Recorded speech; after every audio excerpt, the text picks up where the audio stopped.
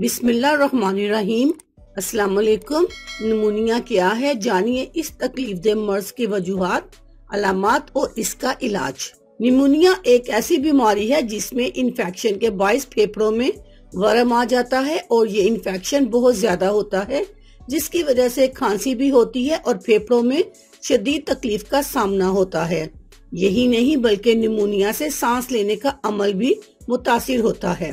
Pneumonia की इकसाम, अगर ये बीमारी फेफड़ों के किसी एक हिस्से को मुतासिर करे तो इसे लोबार निमोनिया कहा जाता है, जबकि अगर बीमारी पूरे फेफड़े में फैल जाए और पास की झिल्लियों और सांस लेने के अमल को मुतासिर करे तो इसे ब्रांको निमोनिया कहा जाता है। निमोनिया की वजूहात क्या है? निमोनिया एक खतरनाक बीमारी है क्योंकि इसका ताल्लुक हमारे सांस लेने से जुड़ा है और सांस के बिना इंसान की जिंदगी का कोई तस्वुर नहीं है और इसलिए इंसान के फेफड़ों का सेहतमंद होना जरूरी है।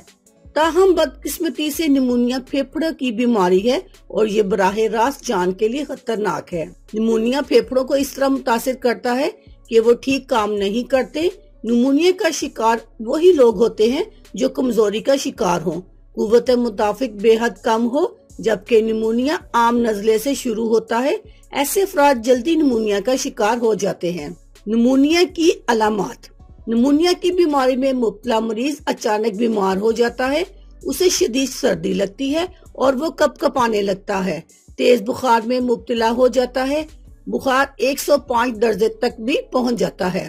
मरीज को खांसी होती है और बलगम में खून की आमेज़श होती है। अगर निमोनिया की अलामात जाहिर होने पर फौरी इलाज ना किया जाए तो निमोनिया की ये बीमारी अपना अमल 2 हफ्तों में मुकम्मल कर लेती है, पूरी तरह इंसान को जकड़ लेती है और इस खतरनाक बीमारी में मुब्तला 30% अफराद मौत का शिकार हो जाते हैं। निमोनिया की अलामात जाहिर होने पर क्या करें? जैसे ही आपको लगे कि सांस लेने में तकलीफ ज्यादा हो रही है, खांसी से सीने में दर्द हो रहा है और पसलियां खिंच रही हैं, किसी सूरत आराम नहीं आ रहा और खांस कर बलगम में खून आने लगा है, तो फौरी तौर पर डॉक्टर से रुजू करें। फौरी तौर पर लेबोरेटरी से खून और बलगम का मुआयना करवाएं और जब तक ये बीमारी जड़ से खत्म ना हो जाए अपना मुकम्मल इलाज करवाएं।